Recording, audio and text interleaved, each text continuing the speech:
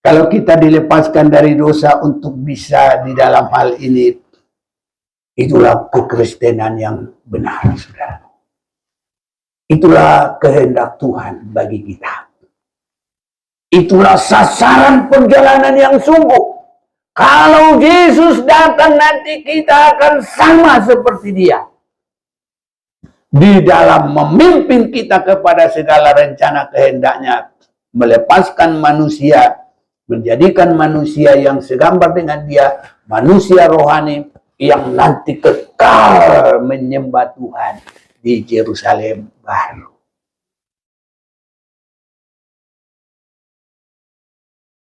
Salam kasih dalam nama Tuhan kita, Tuhan Yesus Kristus. Kita sangat bersyukur, berterima kasih. Sampai saat ini Tuhan menyertai kita dan memberi kesempatan bagi kita beribadah supaya di dalamnya kita menerima berkat, terlebih penciptaan kepada manusia rohani yang dipersiapkan untuk hidup yang kekal, dan juga pertolongan berkat-berkat ya sampai dalam hal jasmani kita ini. Saya juga sangat berterima kasih kepada Tuhan kita. Saya melihat Tuhan semakin menyatakan kebaikannya, dan pemuda-pemudi juga saya lihat semakin terberkati. Ya, semuanya muda, dapat perkuliahan, dan semakin nilai-nilainya juga baik. Bahkan ada yang melebihi dari nilai baik. Saudara-saudaraku sudah mengarah kepada excellence sempurna. Tuhan memberkati. Tapi satu perkara, semua itu harus semakin membawa kita rendah hati. Karena kalau kita keberkatan, kalau hati kita kebablasan, bisa langsung jatuh lagi. Dalam firman ini kita akan lihat kebaikan Tuhan, tapi juga kekerasan Tuhan menjaga supaya kita tidak jatuh lagi dalam perhambaan keinginan daging, terlebih keinginan dosa. Tuhan itu begitu keras, saudaraku, karena dia menginginkan kita ini semuanya hidup dalam kebenaran dan kekudusan Tuhan. Itu sebabnya dalam akhir dari segala sesuatu, Tuhan itu disebut bukan tinggal di sorga, tapi Tuhan itu bersama dengan umatnya kekal di Yerusalem baru. Itu yang kita baca dari Alkitab. Bukan ajaran orang, bukan ajaran gereja, bukan doktrin, tapi dari Alkitab. Kenapa kok bukan di sorga kekal?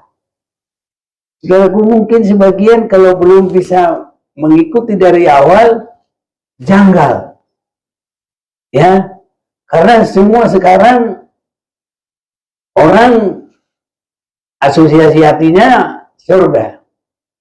Kalau ada orang meninggal, telah kembali ke rumah Bapa di surga. Padahal kalau dalam perjanjian baru, orang meninggal dalam Tuhan, tidak ada yang masuk surga. Tapi yang disebut di Firdaus ataupun pangkuan Abraham. Dan nanti terakhirnya kita semua masuk di Yerusalem baru. Itu kita sudah berulang-ulang baca, tapi akan terus nanti kita pelajari berulang-ulang lagi, saudaraku.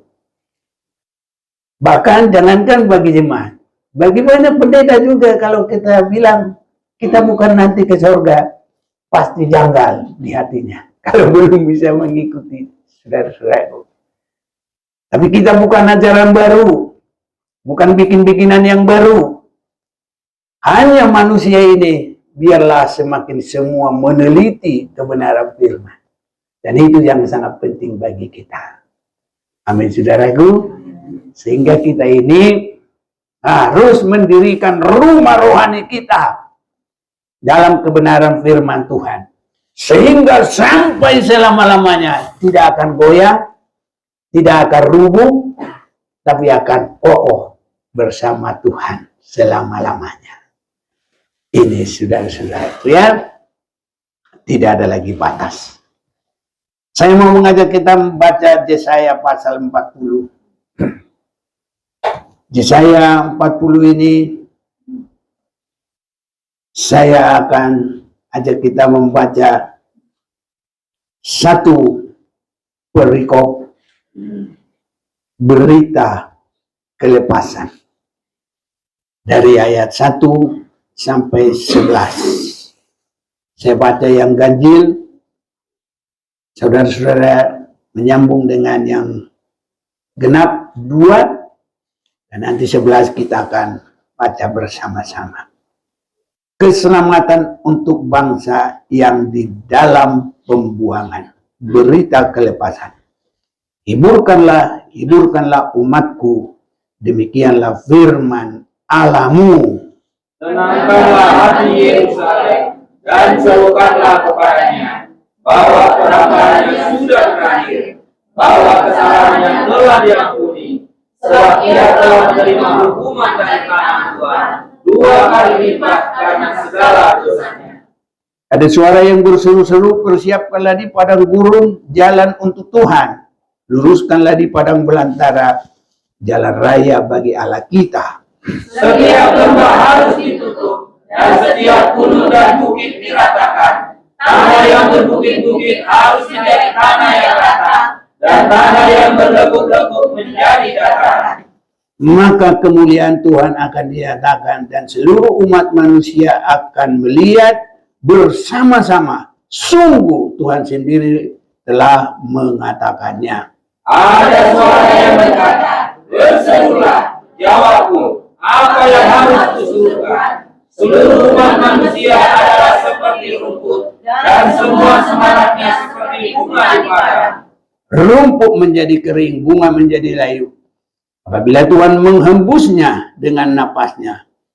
Sesungguhnya lah bangsa itu seperti rumput. Rumput menjadi kering, bunga menjadi layu, tetapi firman Allah kita tetap untuk selama-lamanya. Hai Sion, pembawa kabar baik, naiklah ke atas gunung yang tinggi. Hai Yerusalem, pembawa kabar baik, nyaringkanlah suaramu kuat-kuat. Nyaringkanlah suaramu, jangan takut. Katakanlah kepada kota-kota Yehuda, lihat, itu Allahmu. Lihat, itu Tuhan Allah. Ia datang dengan kekuatan dan dengan tangannya ia berkuasa. Lihat, mereka yang menjadi jeripayanya ada bersama-sama dia. Dan mereka yang diperolehnya berjalan di hadapannya. Bersama kita, seperti seorang gembala yang menggembalakan kawanan ternaknya dan menghimpunnya dengan tangannya. Anak-anak telah dipangkunya, induk korban ditutupnya dengan hati-hati. Amin. Saudara-saudaraku, sampai pun dalam penyampaian firman, saya perhatikan Tuhan itu sangat berhati-hati. Jadi saya perhatikan dalam firman ini, ya langsung diberikan dulu berita kelepasan. Jadi kayaknya manusia itu dihibur dulu kan, ya senang saudaraku, habis itu, ya begitu saudaraku. Ini salahmu, langsung gitu. Karena kalau ini salahmu, wah bertengkar, melawan, apa semuanya. Jadi Tuhan itu begitu sampai dalam penyampaian juga berhati-hati. Jadi kita juga semua berhati-hati, saudaraku. Bikin dulu terbuka hati orang, jangan langsung nanti terjadi sesuatu yang ya bentrokan, benturan, ya. Jadi rugilah kita jadinya.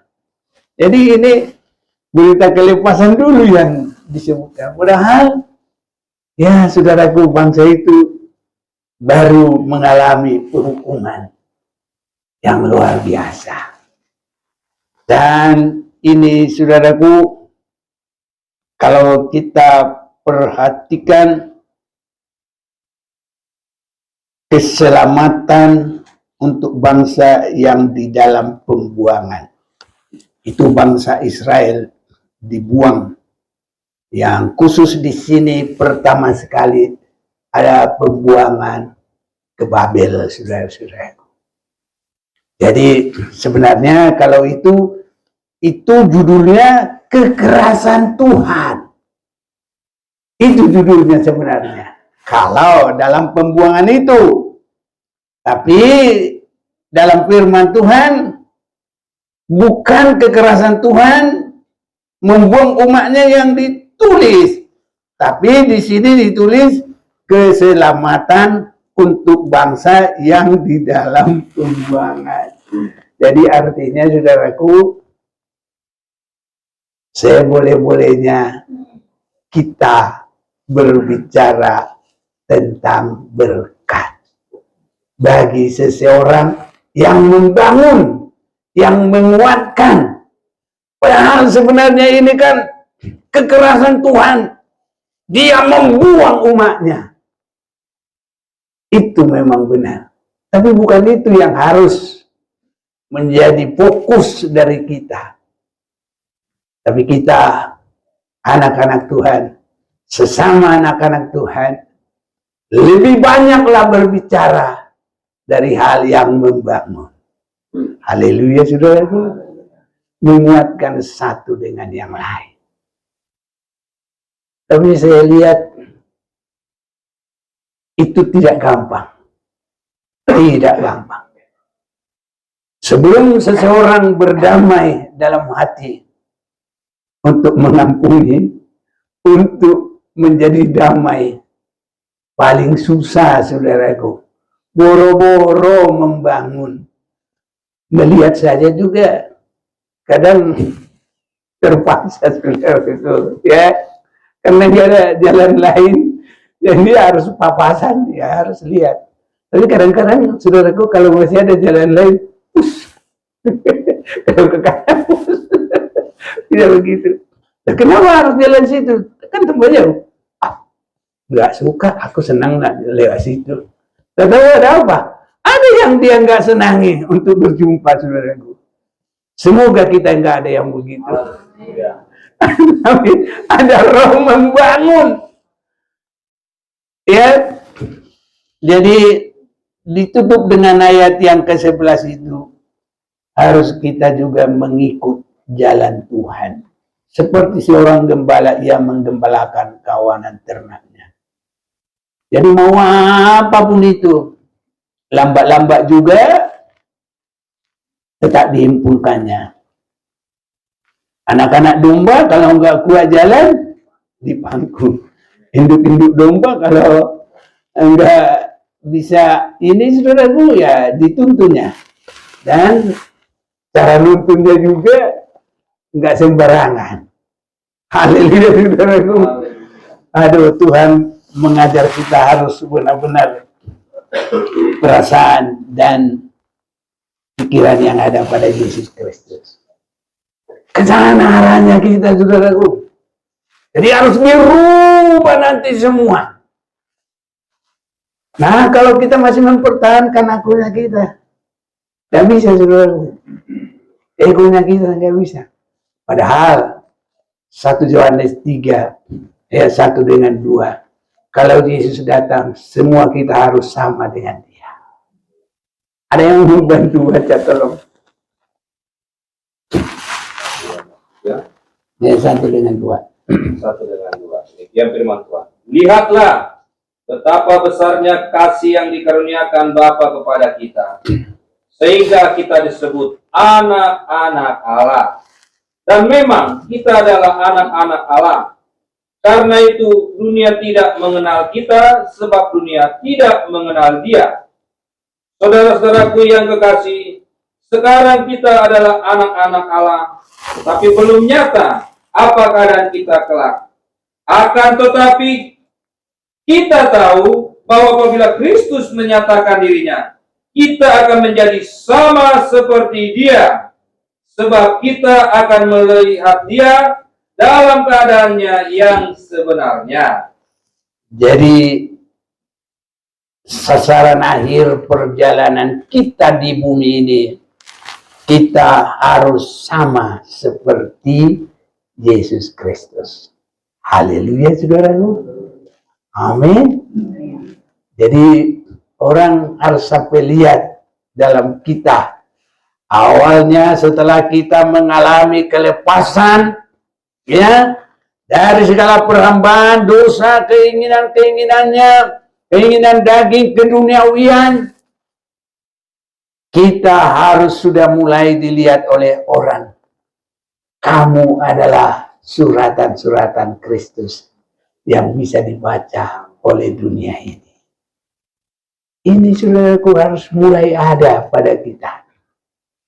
Nanti kalau kita di dalam pekerjaan di mana-mana, ya, orang tidak langsung lihat Alkitab dalam kita. Tapi suasana kekristenan itu, ya termasuklah, bukan karena kesaksian tadi, kita harus dilihat, loh. Nah, tentunya, ya, di situ mulai masuk di parkiran lain. Wah, heboh dah. Ya, begini, senang sama kita. Mau pulang juga selamat jalan. Kan enak. Haleluya, saudaraku. Kalau dia benci-benci, cuma marah nanti, pusing, begitu nanti. Rugi kita, saudara-saudara. Ya, satu contoh, harus lihat, orang lihat. Makanya, saudaraku, kita harus mengalami. Dan kalau kita menyanyi, harus benar-benar, bukan cuma nyanyian, tapi harus pengalaman, experience. Ya kan? Senyum dan bermuka gembira, angkat tangan, pujilah Dia, berjabat tangan, semua senyum gembira. Melihat orang dengan senyum gembira saja udah kesaksian itu, saudaraku. Orang bisa bilang, kamu belinya berapa di tabungan? Karena dia bikin orang senang hanya duit. Tapi yang bikin kita senang adalah Yesus Kristus. Nah, sekarang tinggal ngomong, Yesus di hatiku. Gak usah susah-susah ngomong itu. Berani. Haleluya, saudaraku. Saya dulu ada teman saya, namanya ya udah ada banyak yang kenal Semar. Beraninya bukan main. Masa di nyawa kami bertiga, dia langsung ngomong. Akhirnya aku bilang, emang di Al-Quran itu ada ya Isa, aku bilang. Baru karena kata Al-Quran, langsung agak reda sedikit. Enggak, kamu sangat dibenci orang-orang situ. Aduh, jadi dia nggak bisa menahan dikit pun, namun gitu. Jadi saudara-saudaraku, kita ini harus menunjukkan bahwa Kristus di dalam kita. Jadi jangan takut. Kenapa kamu suka cita? Ya bilang aja, ada Yesus dalam hatiku. Haleluya, saudaraku. Emang kenapa Yesus? Mudah kita bersaksi. Dosa kita diangkut, ya kita senang, hati sukacita, ada pengalaman, dan bukan hanya omon-omon. Iya, sorry ya. Jadi bukan omon-omon, saudaraku, tapi harus pengalaman yang benar. Tapi kalau belum benar-benar mau meninggalkan kehidupan lama, mau menerima Yesus, mau menerima penyucian dari Yesus, nggak ada pengalaman itu. Makanya di mana-mana pun kalau nggak ada pengalaman itu, ya keagamaan itu kebiasaan, doktrin, ya pencucian otak. Tapi kalau kita, saudaraku, senyum dan gembira karena apa? Yesus ada dalam hati kita. Yesus yang ada dalam hati kita sudah membebaskan kita sehingga keselamatan terjadi bagi kita. Yang pertama dalam hidup kita, penerimaan awal lahir baru.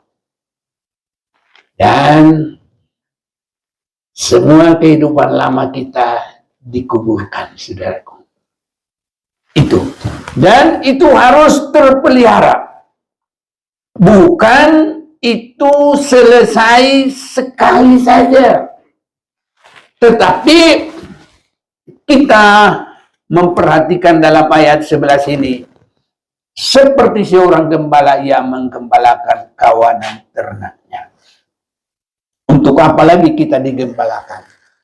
Supaya kita memiliki pikiran dan perasaan yang ada pada Yesus Kristus. Harus sampai ke situ, saudaraku. Filipi 2 ayat 5 itu, boleh tolong baca dengan ayat yang ke-6.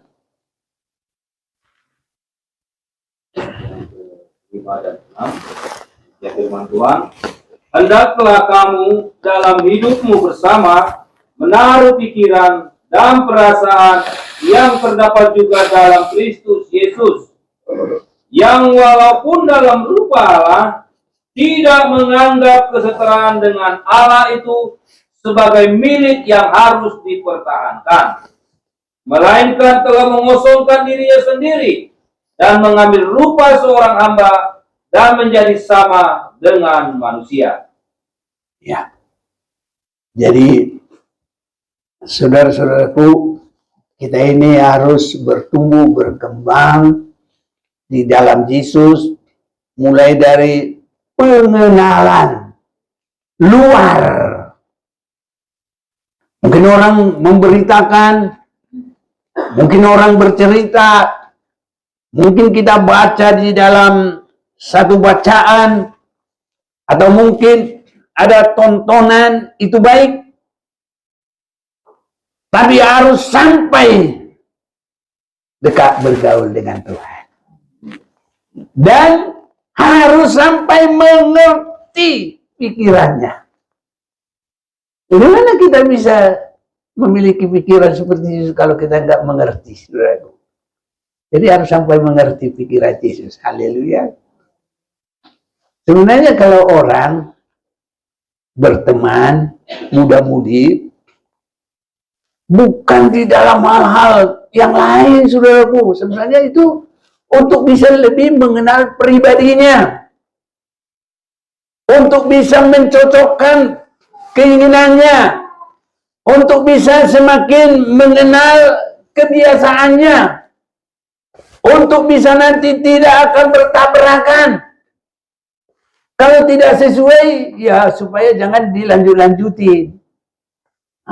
Tapi kalau ada yang tidak mengarah kepada kebaikan, mumpung kesempatan kepada yang lain-lain yang bukan hal yang benar. Ini, saudaraku. Jadi berteman seorang muda-mudi itu, kalau untuk lebih mengenal sampai kepada pengertiannya, kesenangannya, kesukaannya, pikirannya, ini saudaraku harus ke situ. Jadi nanti supaya ada kesesuaian, kecocokan yang sangat baik. Jadi kita kepada Kristus, saudara-saudaraku, setelah kita membaca Dia Tuhan Juru Selamat, kita juga harus sampai mengerti pikiran dan perasaan yang ada pada Kristus. Dalam sekali. Ini saudara, perasaan Yesus. Haleluya, saudaraku. Ini kekristenan kita harus sampai begitu. Jadi bukan cuma keluar masuk gereja datang gitu, apalagi hanya supaya ditolong, diberkati, masalah selesai. Kalau itu yang kita ya menjadi sasaran kita, ikut dia, nanti dia yang pergi, gak mau dia. Itu sebabnya dalam Yohanes pasal yang ke-6, orang sudah lihat, wah, Yesus mengadakan mukjizat 5 roti, 2 ikan, dimakan 5.000 orang. Wah, hebat. Gak usah pakai undangan, langsung semua datang, saudaraku. Memang kalau untuk terima kebutuhan itu, gak usah pakai undangan, saudaraku. Malah kalau saya lihat, orang kaji bikin ini, bagi duit cuma 20.000. Sampai injek-injekan dari pagi. Coba kalau mau kebaktian datang begitu, saudaraku. Ini dari pagi sampai injak-injakan, sampai tengah hari udah panas-panasan. Sampai ada yang mati kena injak, saudaraku. Hanya karena 20.000. Pernah dengar begitu? Pernah kan? Ada, saudaraku. Emang kalau untuk itu, belum pakai undangan. Rame. Iya. Ada yang dapat, tapi banyak juga yang tidak dapat, saudaraku. Tapi sudah berkorban, sudah begitu terjadi. Itulah, saudara-saudaraku. Jadi kalau hanya untuk kebutuhan, Yesus itu bisa pergi, saudaraku. Coba kita baca itu, ya, dalam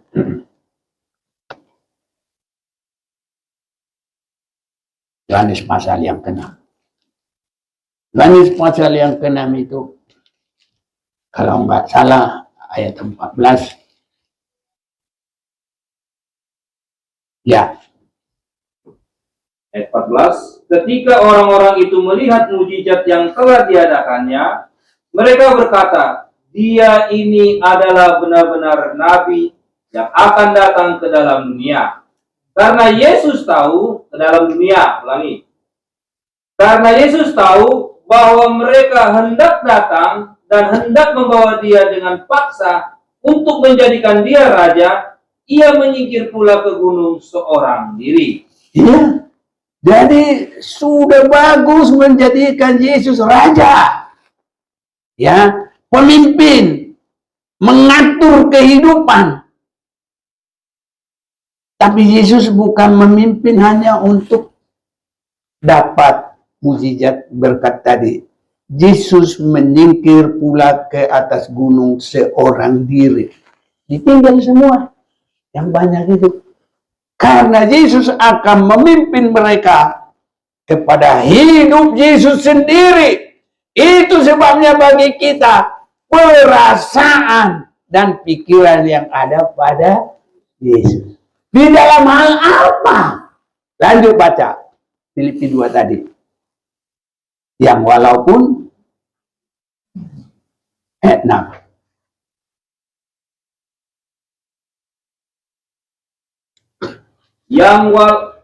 Yang walaupun dalam rupa Allah tidak menganggap kesetaraan dengan Allah itu sebagai milik yang harus dipertahankan, melainkan telah mengosongkan dirinya sendiri dan mengambil rupa seorang hamba dan menjadi sama dengan manusia. Kalau kita dilepaskan dari dosa untuk bisa di dalam hal ini, itulah kekristenan yang benar, saudara. Itulah kehendak Tuhan bagi kita. Itulah sasaran perjalanan yang sungguh. Kalau Yesus datang nanti kita akan sama seperti dia. Di dalam memimpin kita kepada segala rencana kehendaknya. Melepaskan manusia. Menjadikan manusia yang segambar dengan dia. Manusia rohani yang nanti kekal menyembah Tuhan di Yerusalem baru. Ini saudara-saudaraku, ya.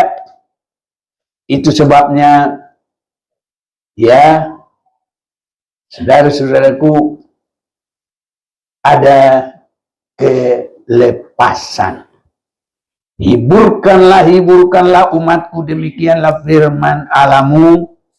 Tenangkanlah hati Yerusalem dan serukanlah kepadanya bahwa perhambaannya sudah berakhir, bahwa kesalahannya telah diampuni, sebab ia telah menerima hukuman dari tangan Tuhan 2 kali lipat karena segala dosanya. Saudara-saudaraku, kita mau perhatikan dulu berita pengampunan. Sangat luar biasa kasih Tuhan bagi kita.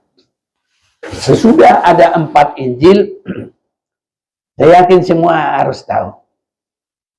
4 Injil, Matius, Markus, Lukas, Yohanes. Habis itu apa? Kisah para Rasul. Habis itu apa? Iya. 4 Injil adalah memberitakan kehidupan Yesus. Tuhan Juru Selamat yang menyelamatkan kita. Dan kisah Rasul ada praktek orang-orang yang menerima Yesus dan permulaan jadi kekristenan. Ini saudara-saudaraku. Jadi itu adalah berita Kristus sebagai kepala. Gereja adalah sudah menyatu, sudah mengalami ditebus. Maka kalau Injil itu diberitakan pertama ke Roma, itu kemurahan Tuhan, berita kelepasan bagi yang terikat. Dalam negara di Roma ini, sejak Yesus masih di dalam hidupnya di bumi ini, itu negara Israel itu belum negara belum merdeka dia. Israel itu ada di bawah penguasaan dari Roma, saudaraku. Dan Roma itu adalah terkenal ribuan Siapa tahu? Dewa. Semua punya dewa. Dewa cinta ada, dewa padi ada, dewa apa saja, dewa. Diperkirakan lebih dari 3.000 dewa. Itulah saudara-saudara. Tapi itu harus dilepaskan untuk datang kepada Tuhan. Berita kelepasan. Amin, saudaraku. Harus sampai dilepaskan. Jadi kita juga harus dilepaskan dari apapun ikatan-ikatan. Semuanya harus semakin. Mulai dari lahir baru kita menerima. Harus kuat itu dalam hidup kita. Aku mau hidup dalam Tuhan. Aku mau hidup dalam kebenaran. Ini harus kuat dulu. Kalau itu belum kuat, belum ada niat yang kuat untuk itu, dan bisa nanti melanjut lagi, saudaraku. Jadi di dalam hati ini harus kuat dulu. Hidup benar di hadapan Tuhan. Setelah kita minta ampun ditebus oleh darah Yesus, harus terus menyerahkan hidup. Dan kalau kita sudah semakin mendengarkan firman, harus sampai segampang dengan Yesus. Ini harus mulai timbul dalam hidup kita, saudaraku. Banyak orang Kristen belum bisa mengerti sampai ke situ. Kalau tidak benih firman Tuhan ini tumbuh di dalam hidupnya, paling ikut Yesus. Berkat. Kadang imani, memang bagus. Pegang mobil orang nanti jadi milikmu. Bisa begitu-gitu, saudaraku. Nah, saya tidak mengata-ngatain. Kadang andalan minyak urapan terus bawa kemana-mana. Saudaraku, kita mengimani kuasa Tuhan saja sudah cukup. Tapi kalau suatu waktu memang kita mau mendoakan orang, mau pakai minyak, bukan salah. Nah itu ada. Tapi kalau mengandalkan minyak urapan, tidak, saudara. Bukan itu. Jadi yang pertama harus benar-benar Ya, minta ampun kepada Tuhan. Percaya darah Yesus menyucikan. Dan harus ada dalam hidup kita. Saya mau hidup benar di hadapan Tuhan. Digembalakan oleh Tuhan. Berkembang terus. Sampai tidak bercacat celah. Dan nanti endingnya, kalau Tuhan datang, pertemuan kita terakhir untuk bisa bertemu menyongsong Tuhan, kita sudah harus sejaman dengan Dia. Harus ke situ, saudaraku, sasaran kita. Jadi hiburkanlah umatku, demikian firman Tuhan. Tenangkanlah hai Yerusalem dan serukanlah kepadanya, perhambaannya sudah berakhir. Jadi seberapapun banyaknya dewa itu, kalau di Roma itu mau menerima Yesus, bisa diselamatkan. Ini saudaraku. Jadi nanti yang bisa searching, buka Google, boleh pelajari itu bagaimana Roma itu. Tapi sebegitu hebatnya, banyak dewa-dewanya. Dewa itu kan penggantinya Tuhan, keyakinan pada saat itu. Tapi bisa menjadi menyembah Tuhan yang benar. Saya senang sekali. Jadi kita bisa mendapat penghiburan. Tuhan itu mampu melepaskan kita. Ya. Habis kita Roma apa sih? Korintus. Wah. Ini saudaraku. Korintus ini adalah bentuk segala dosa kenajisan. Inilah. Sampai yang menyenangi ibunya di situ ada. Sampai yang senang laki dengan laki di situ ada. Kalau kita baca 1 Korintus pasal yang, kalau saya tidak lupa, pasal yang ke-6.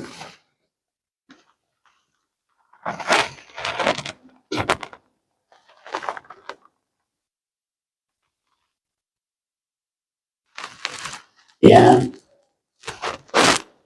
saya baca bagi kita. Kalau ada yang boleh coba baca dulu, boleh satu, coba. 1 Korintus 6 mulai pertama.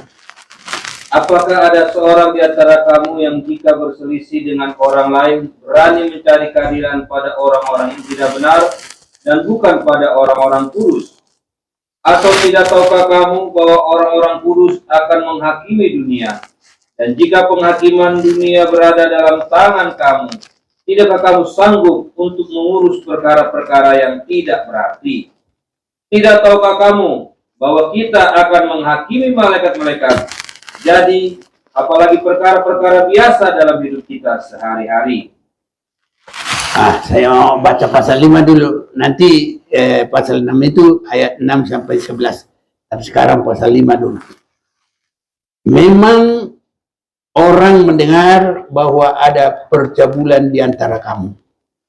Dan percabulan yang begitu rupa. Seperti yang tidak terdapat sekalipun di antara bangsa-bangsa yang tidak mengenal Allah, yaitu bahwa ada orang yang hidup dengan istri ayahnya. Istri ayahnya itu siapa itu? Iya, dengan ibunya. Ada, saudaraku. Sekalipun demikian, kamu sombong. Tidakkah lebih patut kamu berduka cita dan menjauhkan orang yang melakukan hal itu dari tengah-tengahmu?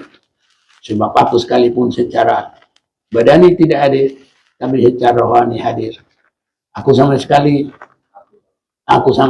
aku hadir telah menjatuhkan hukuman atas dia yang telah melakukan hal yang semacam ini. Bila mana ia berkumpul dalam roh, kamu bersama-sama dengan aku, dengan kuasa Yesus Tuhan kita. Jadi di Roma ini, di Korintus ini adalah segala macam dosa percabulan. Tetapi kepada orang-orang di Roma itu diberitakan berita kelepasan. Ya, saudara-saudaraku, itu yang harus ada pada kita.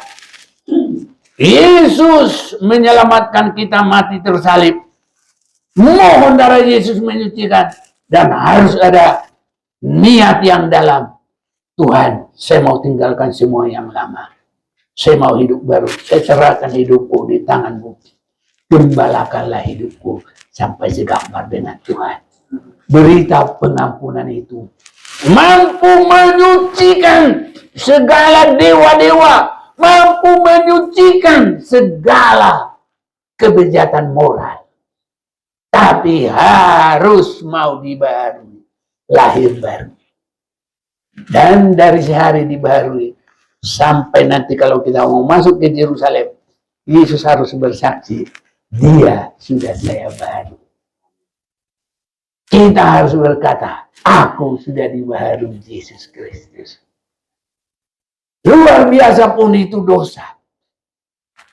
Tuhan berikan Injilnya. Tuhan berikan firman-Nya.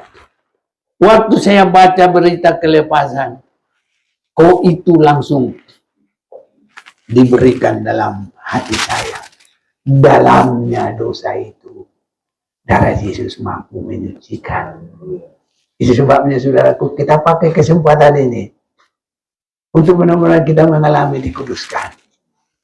Tapi kita nggak boleh bermain-main, saudaraku. Kekerasan hati Tuhan ada juga.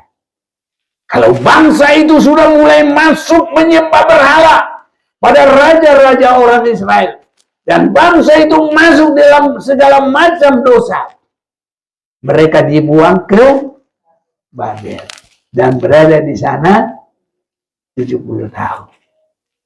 Tapi kalau benar-benar kembali mulai, Daniel, Sadrak, Meshach, Abednego berniat dalam hatinya, mereka tidak mau menajiskan dirinya lagi. Haleluya, saudara. Ini permulaan kebebasan. Harus ada, saudaraku. Kalau nggak ada itu, nggak bisa. Makanya kita sejauh mana mau dikuduskan oleh Tuhan. Itu dalam Daniel 1 ayat 10. Coba dulu aja. Ayat yang ke-10. Tetapi berkatalah pemimpin pegawai istana itu kepada Daniel, aku takut kalau Tuanku Raja yang telah menetapkan makanan dan minumanmu berpendapat bahwa kamu kelihatan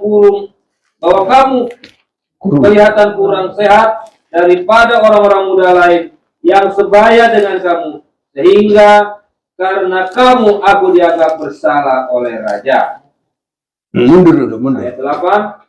Daniel berketetapan untuk tidak menajiskan dirinya dengan santapan raja dan dengan anggur yang biasa diminum raja.